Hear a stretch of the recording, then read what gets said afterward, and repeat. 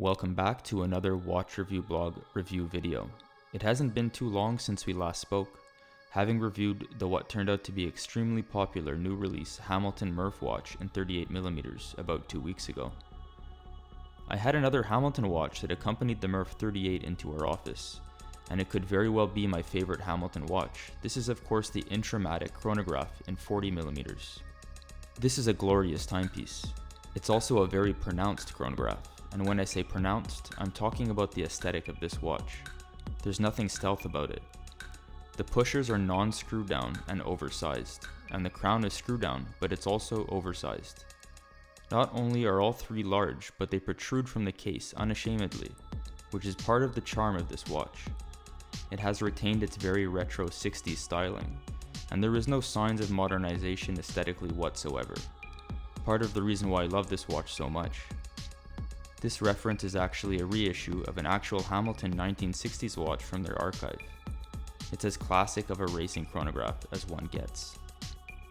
The watch comes in a variety of dial colors, and I decided to go with the classic panda dial, which is a cream or off-white dial with two black subdials.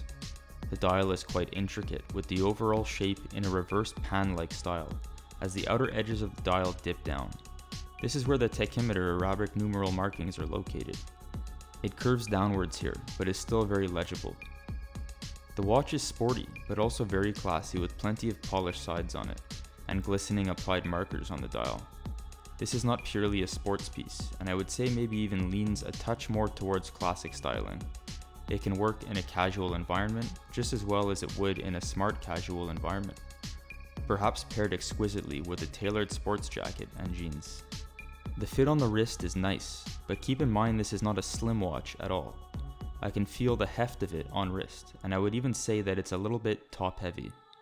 The case back of the watch has a rounded bubble shape which allows the watch to sit quite high on the wrist, and the crystal is very lightly domed. The lugs are short and curved, so even on my 6.5-inch wrist, it's still proportional looking. The movement in this watch is the H31 automatic movement, which is based on the famous Valjoux 7753, which probably also explains the thickness of the case. Since this is considered a modified movement from the original, there's been a couple changes, most notably the increased power reserve to 60 hours. The reserve increase has been achieved by using an upgraded mainspring. The escapement regulator has been suppressed, aiding in reliability and timing accuracy. A couple other minor modifications to the movement have also been implemented. If you're searching for the next chronograph to add to your collection, this should be a worthy competitor on your list.